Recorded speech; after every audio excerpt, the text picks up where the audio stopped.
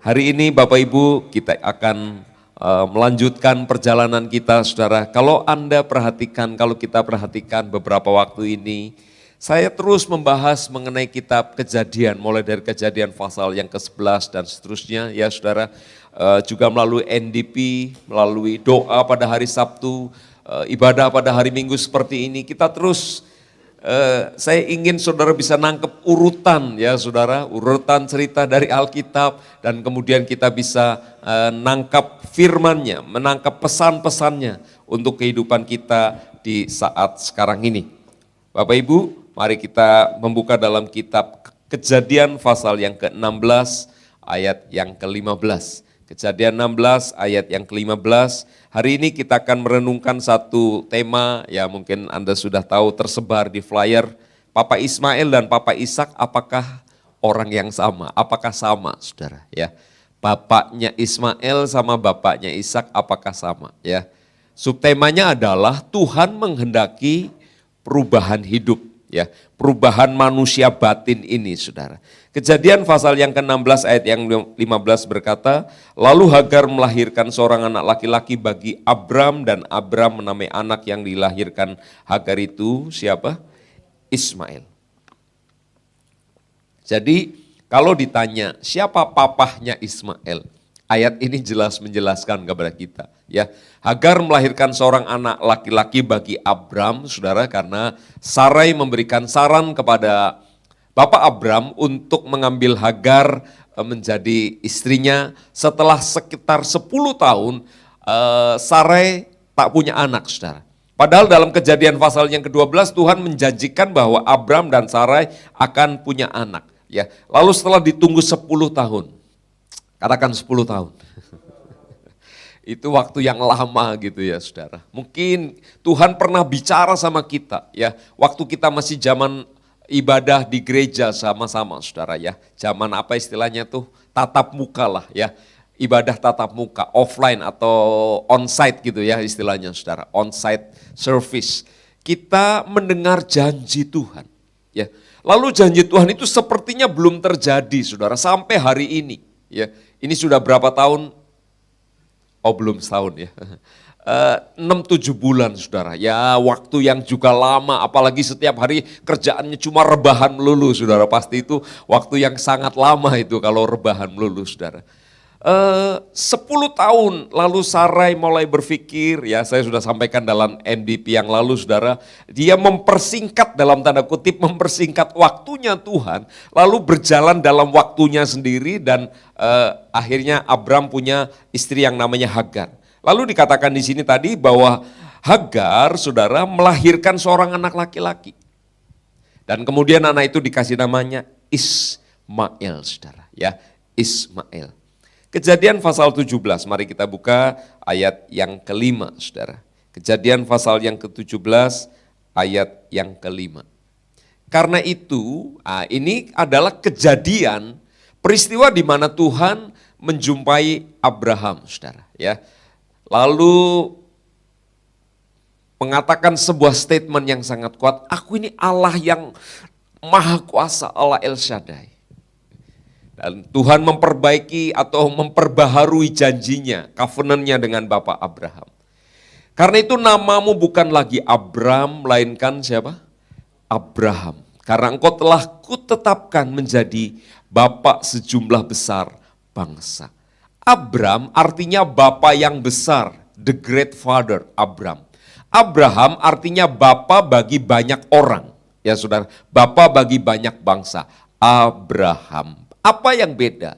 Bedanya adalah ada huruf H yang dimasukkan. Ya, ada huruf H yang dimasukkan. Dan para penafsir Alkitab mengatakan itu adalah dari huruf YHWH, Yahweh. Hurufnya hanya Tuhan dimasukkan ke dalam Bapak Abram, kemudian menjadi Bapak Abraham. Ya, apakah bedanya antara Abram dengan Abraham?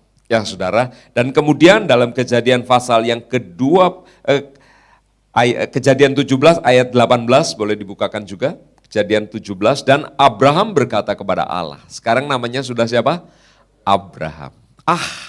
Sekiranya Ismail diperkenankan hidup di hadapanku. Ayat 19. Tetapi Allah berfirman, tidak, melainkan istrimu Sarahlah, ya. Tadinya Sarai, sekarang Sarah, yang akan melahirkan anak laki-laki bagimu dan engkau akan menamai dia, siapa? Ishak, dan aku akan mengadakan perjanjianku dengan dia menjadi perjanjian yang kekal untuk keturunannya. Nah, Bapak Ibu, saya ingin mengingatkan begini, saudara. Di dalam perjanjian lama itu berisi lambang dan nubuatan. Nanti dalam perjanjian baru dan dalam kehidupan kita, lambang dan nubuatan itu akan memperoleh kegenapannya. Ya, kalau untuk lambang dan nubuatan yang mengenai keselamatan, itu sudah digenapi di dalam diri Kristus ketika Yesus Kristus mati di kayu salib. Keselamatan yang sudah dijanjikan Allah itu dinyatakan. Nah, kehidupan bapak-bapak gereja itu menjadi kehidupan yang menjadi contoh buat saya dan saudara. Jadi kita bukan hanya mengagumi, oh Bapak Abraham begini ya, Yusuf begini ya, Daud begini ya, Simpson begini ya.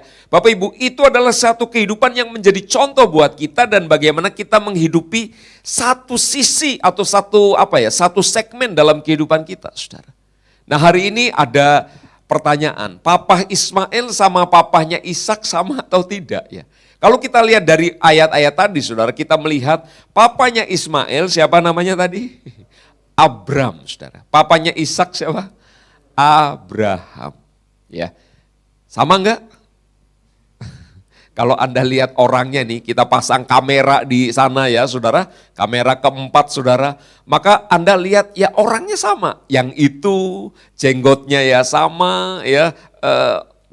Pribadinya ya sama, kita melihat orang yang sama. Kalau secara apa saudara? Secara fisik. Ya. Tapi ketika Tuhan menjumpai Abram dalam pasal yang ke-17 saudara, lalu Tuhan mengadakan sesuatu sedikit di sana. Actually besar sih, sebenarnya besar saudara. Tuhan mengubah Abram menjadi Abraham. Tuhan memasukkan huruf H dari hidupnya sendiri, dari namanya Tuhan saudara. YHWH atau Yahweh, ke dalam kehidupan Abraham, ditaruh di sana. Tuhan kepengen begini, aku letakkan sesuatu dari diriku di dalam dirimu Abraham. Ya, sehingga engkau bukan lagi Abram tapi menjadi Abraham. Anda mungkin tanya, apa bedanya Pak? Cuma satu huruf saja. Ya, apa bedanya? Apakah itu berarti buat kita yang hidup sekarang ini? Ya saudara, kalau hanya ganti nama saudara Bejo jadi Karto mungkin pengaruhnya enggak ada, saudara. Ya, kalau orang Jawa biasanya kami bikin bubur merah, ya. Jadi kalau namanya diganti, misalnya Bejo Karto, ya, saya bilang seseorang lah, namanya anggaplah Mas Wimbo. Saya bilang, Bejo sini. Wimbo akan bilang ini, Bapak emang sudah bikin bubur merah buat saya, ya. Karena bubur merah itu tanda penggantian nama gitu saudara ya, upacaranya ada itu ya. Kalau saya nggak usah bubur merah, Anda bisa kirim bubur ketan hitam, kacang hijau ya. Bapak Ibu, kalau orang yang ganti nama itu mungkin ya artinya kecil lah.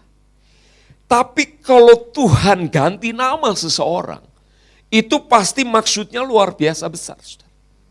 Karena Tuhan yang mengganti nama dari Abram menjadi Abraham.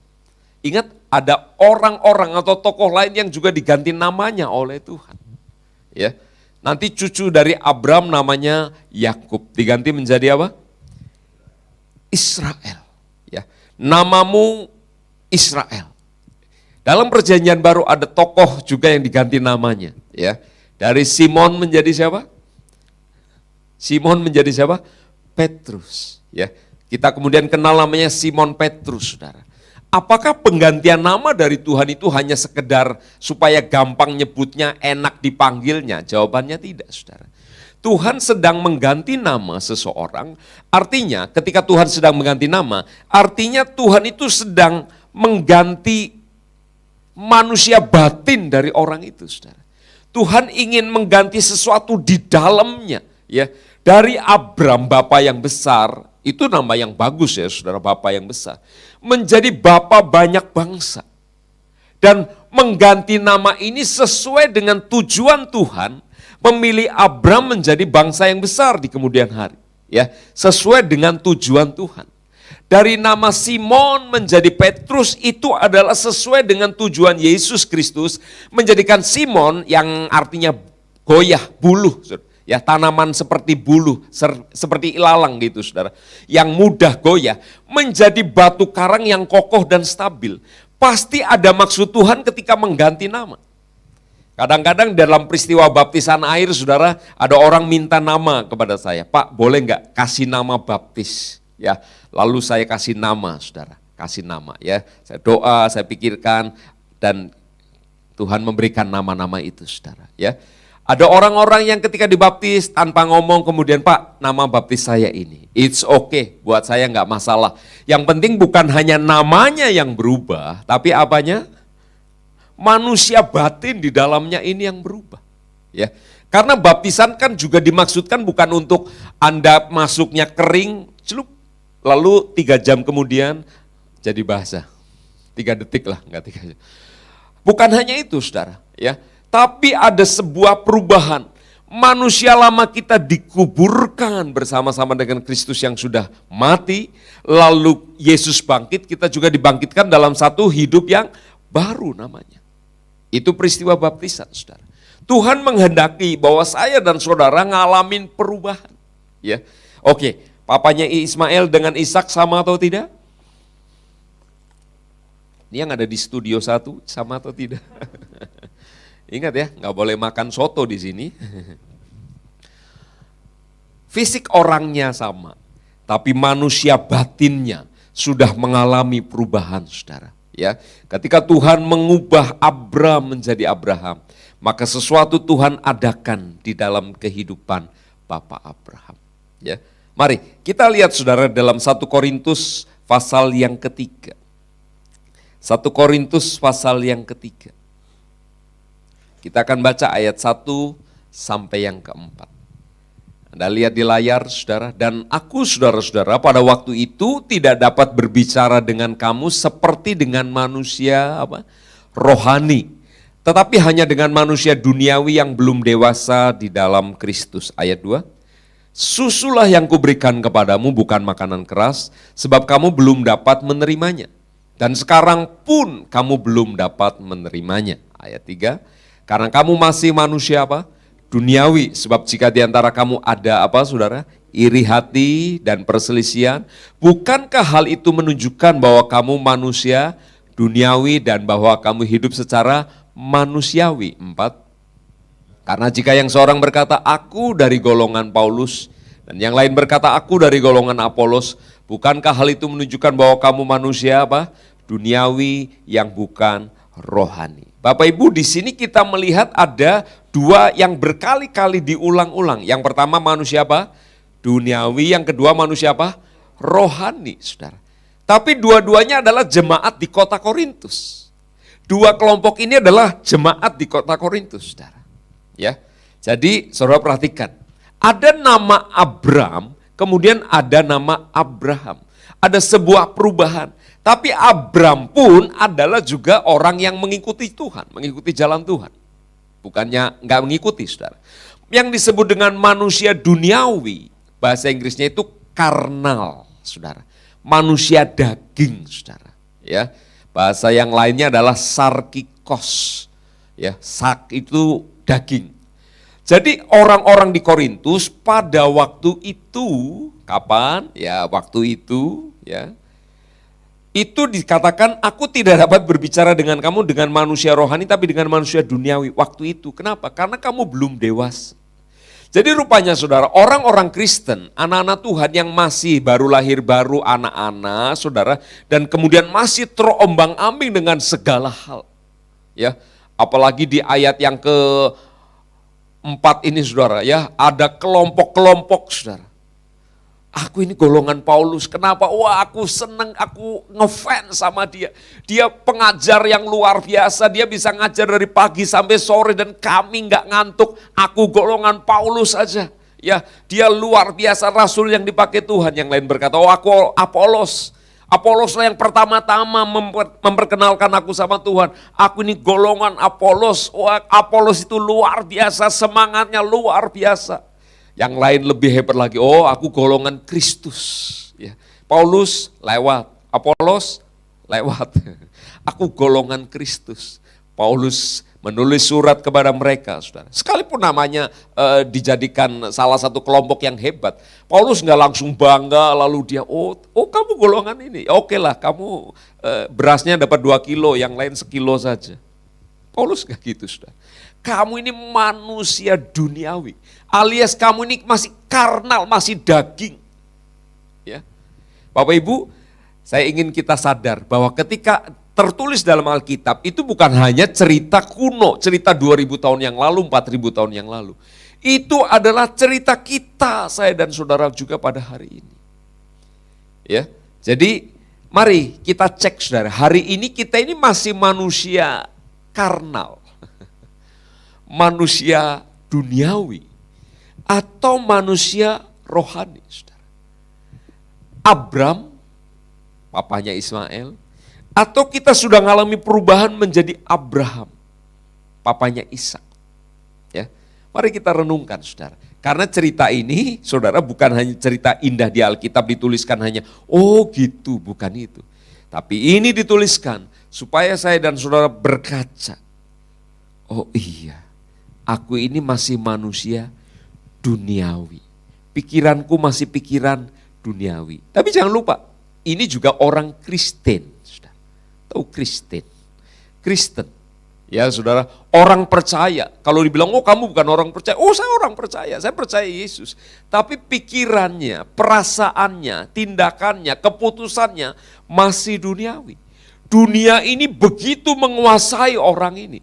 Emang bisa Pak Rudi? Iya, Anda lihatlah fakta dalam kehidupan masing-masing, saudara. Ya kalau bukan Anda, tetangga Anda lah yang itu zoomnya di atas Anda atau di bawah Anda atau sebelah kanan atau sebelah kiri ya. Kalau Anda sih udah hebat lah, udah kudus, sempurna dan siap ke sorga hari ini.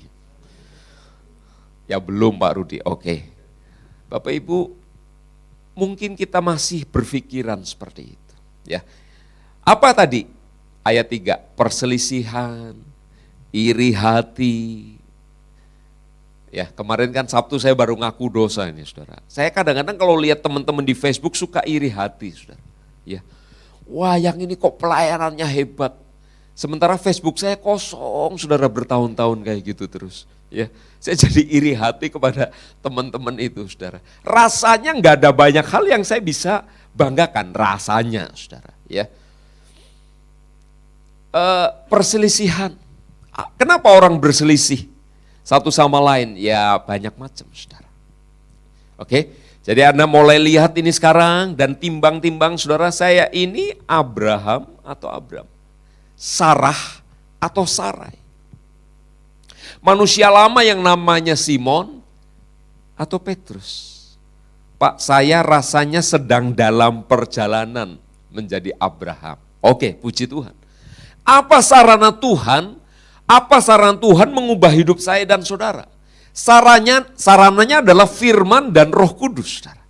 Ya.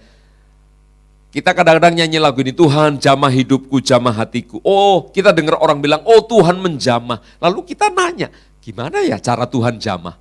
Apa tiba-tiba hati di dalam ini rasanya diuak-uak gitu?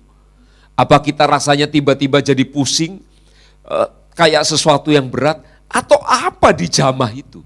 Bu, Pak, brother, sister, anak-anakku, yang disebut dengan dijamah adalah kita dengar firman, kita dengar khotbah, lalu rasanya khotbah itu bicara sama saya.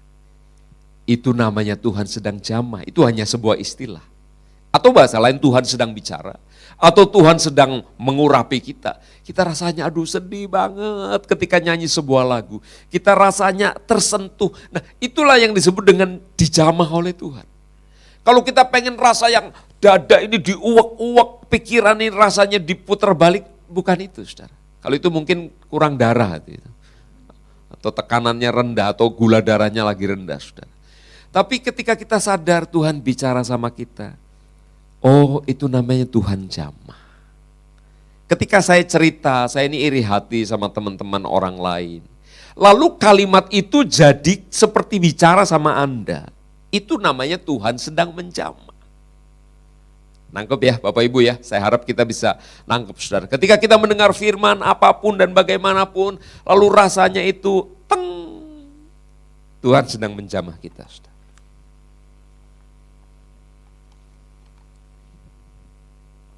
Kira-kira Tuhan menghendaki kita ini jadi manusia yang macam mana, saudara? Menjadi Abram tentu baik. Dia dengar panggilan Tuhan, dia ikut panggilan Tuhan. Tapi dengar saya, saudara. Tapi menjadi Abram belumlah seperti yang Tuhan mau. Menjadi orang Kristen yang baik, ya tentu baik, saudara. Tapi rasanya Tuhan kepengen Anda bukan hanya sekedar baik, tapi lebih dari itu, saudara. Ya, menjadi manusia Kristen, orang Kristen yang bahkan masih menggolong-golongkan diri, ya baiklah daripada Anda bukan anak Tuhan, saudara. Tapi Tuhan kepengen Anda dan saya lebih dari itu. Bukan menjadi manusia duniawi, artinya gini, saudara, manusia, orang Kristen yang masih dikuasai dunia ini. Maksudnya dikuasai ini, pandangannya, pikirannya, nilai, value-nya, saudara, masih sama, saudara. Tapi kita dikuasai oleh roh, namanya kan manusia rohani. Jadi Roh Kudus mulai menguasai kita lebih dari kita, saudara. Dalam pernikahan Anda mulai sadar, bapak-bapak, ketika Anda masuk dalam pernikahan, bapak-bapak kan sudah janji, saya nama Bejo, mengambil engkau, siapa gitu ya, Iem misalnya. Ada yang namanya Iem? Gak ada. Sebagai suami, ya aku mengambil engkau sebagai Bejo, ya. Sebagai suami, ya satu-satunya dan sebagainya. Nah, Bapak Ibu, ketika orang masuk dalam pernikahan Anda sadar, kalau saya mengikatkan diri sama pasangan saya, berarti sekarang ada dua pribadi dalam satu rumah tangga. Tapi Alkitab bilang keduanya menjadi apa? Melebur, kayak melebur gitu jadi satu. 1 kilo sama 1 kilo, begitu melebur tetap 1 kilo, saudara. Ya enggak gitu sih. Bobot saya 63,5, Bu Ami 58. Tambahinlah 3 kilo lagi lah, ya, biar agak. Lalu jadi 120 kilo gitu, saudara. Enggak tuh. Oh iya, secara fisik iya. Tapi secara rumah tangga dalam keluarga, keduanya menjadi satu. Nah, kenapa keduanya menjadi satu? Ini apa yang saya tangkap gitu ya, saudara, dalam perjalanan rohani ini. Sayanya Rudi Darmawan ini harus mulai meluruh, meredup jadi separuh. Itu istilah saya ya, saudara. Jangan dikembangkan lalu dibully ya oleh saudara-saudara yang suka membuli ini di medsos. Wah, itu Pak Rudi secara teologi salah. Ya oke, secara ini sajalah pengalaman. Setengah dari hidup saya sudah harus saya tanggalkan. Setengahnya adalah isian dari istri. Demikian juga istri. Ya, bapak-bapak lagi males, pengen rebahan, saudara ya, sesuai zamannya lagi rebahan. Tiba-tiba istrinya pengen Indomie. Pak tolong dong pengen Indomie. Oh iya deh, nanti ya, sekarang Pak. Dan belinya di Bogor ya Pak ya. Karena ngidam Indominya pengen yang di Bogor, padahal Indomie di mana-mana itu sama, saudara.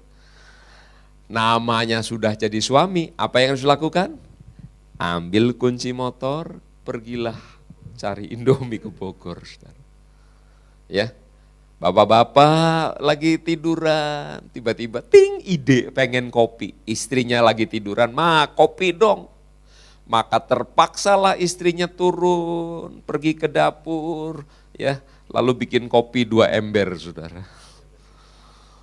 Kasih. Males melakukan sesuatu.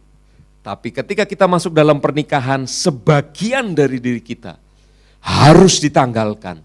Supaya pihak yang lain bisa mendapatkan manfaat, saudara.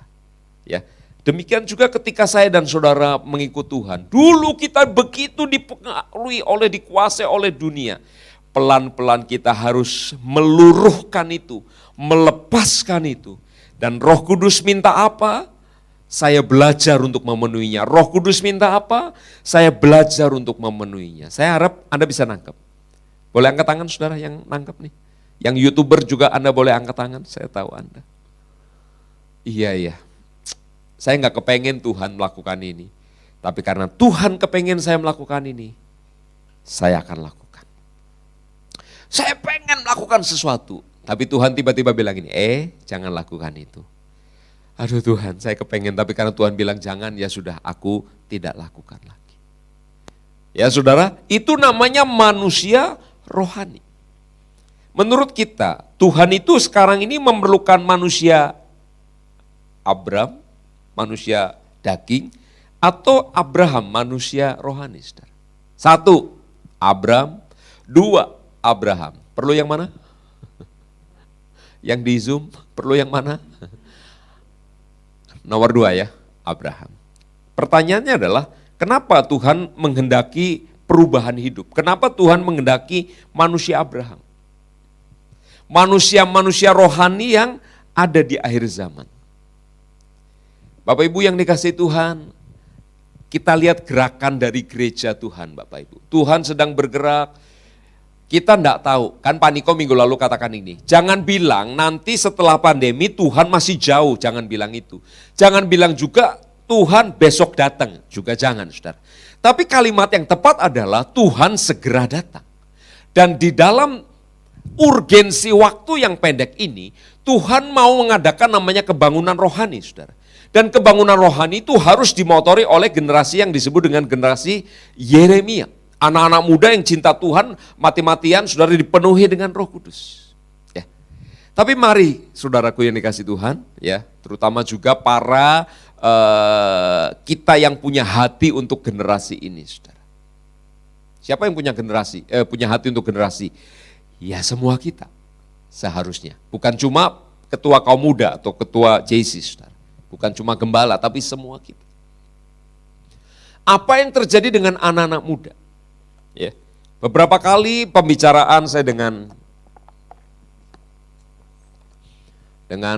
orang-orang muda yang mengurus pelayanan ibadah pemuda, saudara. Oh ya Om, sekarang sedang ngalamin penurunan. Ya, oke, ngalami penurunan. Itu adalah kalimat yang biasa.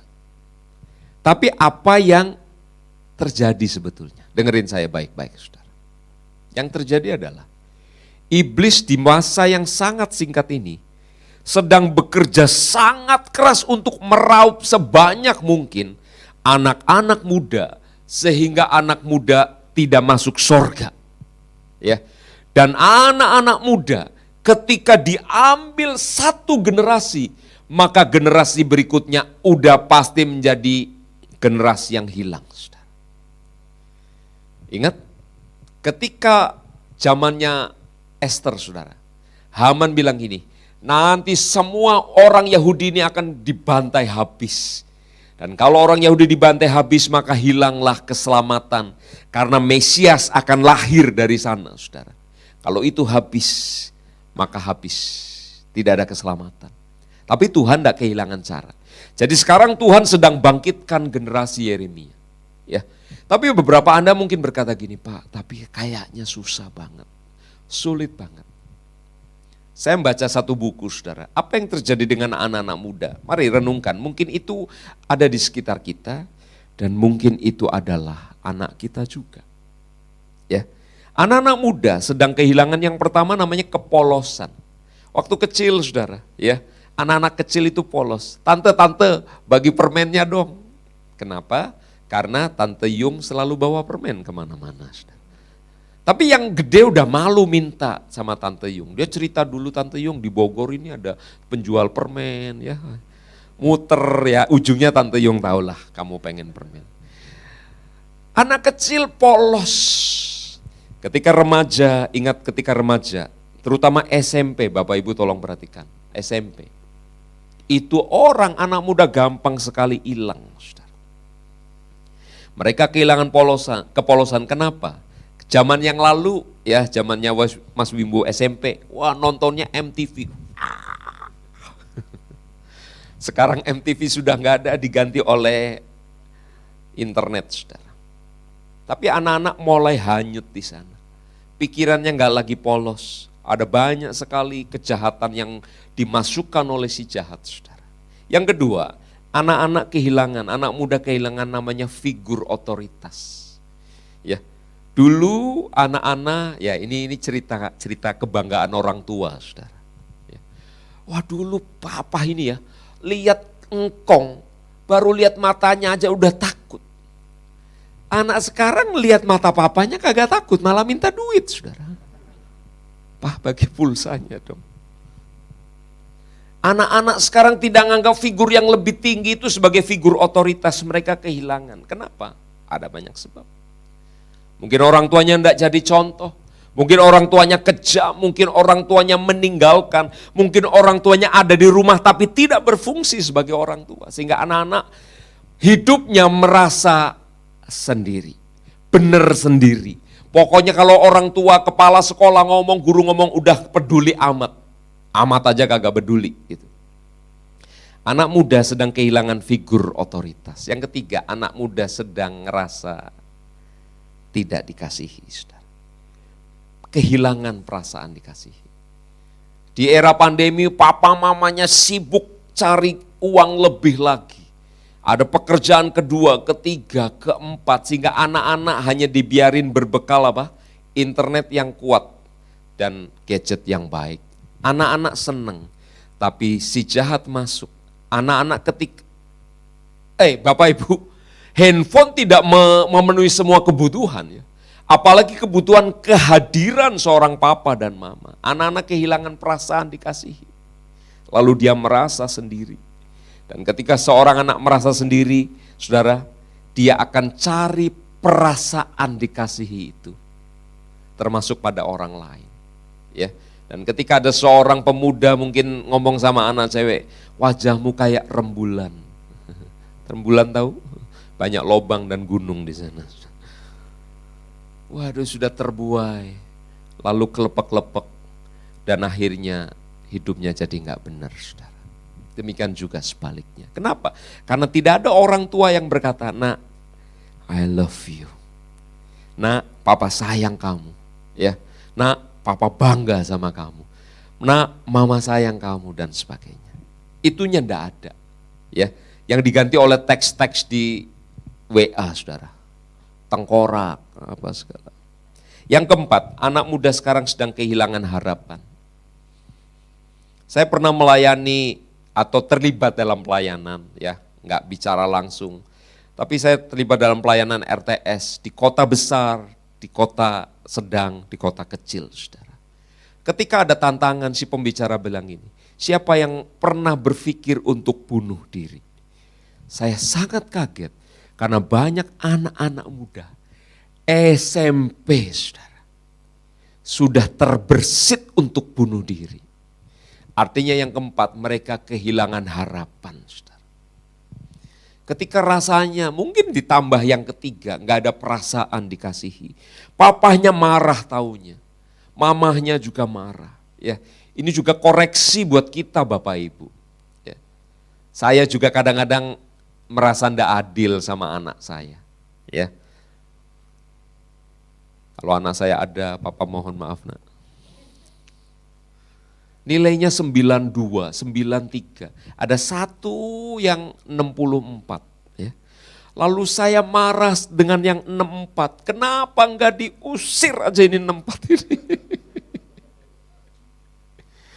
Dan anak saya kemudian ya sedih. Karena saya nggak lihat yang 94, 8, 9, 95 ya saudara. Lihatnya kok yang 64. Kemudian saya juga sadar, saya keliru. Ya. Terus mamanya menyadarkan saya, Bu Amin ini sering mentobatkan saya, saudara. Saya kemudian bilang, nak maafin papa ya. Papa harusnya lihat yang bagus-bagus ini dibanding satu yang jelek ini. Ya, oke. Ke depan papa mau belajar. Jadi saya sebagai orang tua saudara juga perlu belajar tentang hal itu. Anak saya ya itu ya kemarin ngambil ijazah ya. Mungkin anak saya udah males lihat nilainya saudara. Pas saya lihat nilainya, wah di ijazah 9 sekian, 8 sekian. Dulu bapaknya tuh 63. Menyedihkan saudara. Ya, jadi kalau lihat rapot saya sebaiknya Anda lihatnya dibalik, saudara. Jadi 9-nya itu banyak kelihatan. Banyak anak-anak kehilangan harapan, saudara. Di kota besar banyak, di kota kecil banyak juga. Ya, ketika itu saya, Saya memfoto untuk apa ya? Untuk kebutuhan apa? Untuk pribadi saya, Saudara.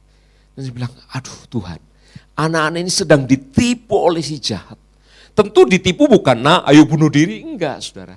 Anak ini kecewa sama papanya, anak ini kecewa sama mamahnya. Ya, saya juga ngomong sama anak-anak saya, nak, papamu ini bukan orang kaya lah, karena kamu tahu papamu ini pendeta nggak cari uang, ya. Tapi percaya Tuhan pasti cukupin, ya. Dan Tuhan yang hebat itu, Saudara, betul-betul luar biasa dalam hidup kami, ya. Anda tahu 2 anak saya dapat beasiswa dari OSC, Saudara, ya. Nanti Saudara yang punya anak kelas 3 SMA, ini pendaftarannya hari-hari ini, Saudara. Nanti ditutup tanggal 3 November, OSC, Online Scholarship. Kalau yang mau daftar, daftar sekarang ya Saudara, karena ya mumpung masih bisa. Dan saya melihat tangan Tuhan melalui itu, Saudara. Ya. Saya lihat tangan Tuhan melalui itu, saya bilang, nah tapi Papa meskipun nggak banyak uang, Papa bilang ini, Papa akan berusaha berjuang buat kamu, nak, saya bilang gitu. Ya. Saya ingin menunjukkan kasih saya dengan apa yang saya bisa kepada mereka, Saudara. Anak-anak muda yang sedang kita seru-serukan hari-hari ini. Anak muda yang cinta mati-matian dipenuhi Roh Kudus akan menjadi motor dari kebangunan rohani. Mereka sebagian sedang ngalamin kehilangan motivasi bahkan untuk berdoa. Mereka sedang teler, mereka sedang mabuk, mereka sedang terikat, mereka sedang hidup tanpa kasih dari orang-orang lain. Lalu mulainya dari mana Pak Rudi? Hari ini, kalau saya dan saudara adalah orang tua atau kakak atau om dari atau tante dari seorang anak muda, mari kita ngalami perubahan dari diri kita dulu. Dari Abraham, kita rela diubah oleh Tuhan menjadi Abraham. Dan ketika kita menjadi orang tua yang rohani, om tante yang rohani, kita bisa menjamah, menyentuh anak-anak ini, dan dengan kuat kuasa dari Roh Kudus, maka anak-anak yang sedang terikat, yang sedang tidak dikasih itu, mereka pun bisa mengalami sentuhan jamahan Tuhan. Dan mereka bisa dibangkitkan menjadi generasi yang Tuhan sedang cari, generasi Yeremia. Pemusik boleh naik ke depan. Kita mungkin berkata, ayo kamu doa, ayo kamu baca Alkitab. Mereka bilang, ya. Tapi mereka tidak bisa melakukan itu. Ikatan duniawinya begitu kencang. Dan ketika kita menasehati dengan cara yang duniawi, maka itu nggak akan terjadi, saudara. Doesn't work, nggak bekerja. Tapi kalau kita malam ini, hari ini, pagi ini, kita berkata, Tuhan, aku mau Tuhan, berubah, ya. Aku mau berubah dari Abraham menjadi Abraham, dari Simon menjadi Petrus. Aku mau berubah. Boleh singer, boleh maju. Nyanyi pelan-pelan dia jamah. Saya percaya ada harapan buat generasi ini, saudara. Mari mulai dari kita. Jangan mengharapkan orang lain. Mulailah dari diri kita. Haleluya. Mari kita nyanyikan lagu ini. Dia jamah segenap hidupku dan beri damai di hatiku.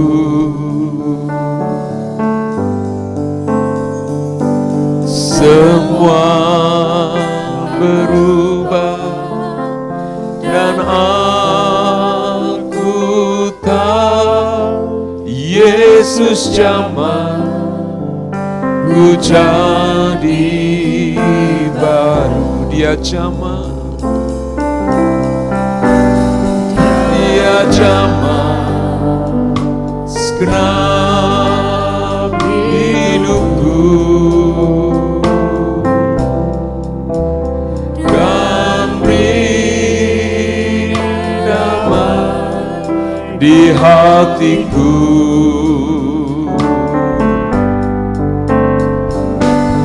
Semua telah berubah dan aku tahu Yesus Yesus jamah ku jadi baru. Semua telah berubah, semua telah berubah, dan aku tahu Yesus jamah ku jadi baru. Semua telah berubah, semua telah berubah, dan aku tahu Yesus jamah ku jadi baru. Tidak banyak yang Tuhan minta dari hidup kita. Tuhan hanya minta kita mau berubah. Biar hari ini kita berkata, Tuhan, ubah hidupku Tuhan. Kalau saudara kepengen melihat anak-anak muda di sekitar kita, murid-murid kita kalau kita adalah guru, orang-orang di sekitar kita, pegawai kita, anak kita, pengen hidup mereka diubah. Tuhan memerlukan Abraham di akhir zaman. Mungkin kita sendiri berkata, Tuhan, aku sendiri susah untuk berubah. Mari saudara, niat hati kita yang berkata, Tuhan, aku mau. Mari saudara yang mau saya berdoa, kita angkat tangan saudara di tempat kita. Tuhan, terima kasih buat firman-Mu. Terima kasih buat jamahan-Mu. Saat ini Tuhan, hamba berdoa buat setiap kami ya Tuhan, yang mengikuti ibadah secara langsung, baik Zoom, baik melalui YouTube Tuhan. Kami mau Tuhan dijamah dan berubah ya Bapa. Jamah hati kami, jamah hidup kami, ubahkan kami menjadi manusia baru, manusia yang rohani ya Tuhan. Sehingga ketika kami berbicara kepada anak-anak muda, kepada orang-orang lain, mereka juga mengalami jamahan dari Roh Kudus. Dan hidup mereka juga diubahkan dari anak-anak muda yang terikat menjadi dibebaskan dan membebaskan yang lain. Anak-anak muda yang hari ini sedang kecewa menjadi anak muda yang dipulihkan dan memulihkan yang lain. Dari anak muda yang sedang, oh Tuhan, terikat oleh narkoba, oleh rokok, oleh pornografi, menjadi anak-anak muda yang merdeka di dalam Tuhan Yesus. Terima kasih Bapa buat segala kebaikan-Mu. Oh Allah yang luar biasa. Terima kasih Tuhan, terima kasih. Jamah hati dan hidup kami ubahkan. Di dalam nama Yesus kami berdoa, kami ucap syukur. Haleluya. Sama-sama katakan. Amin.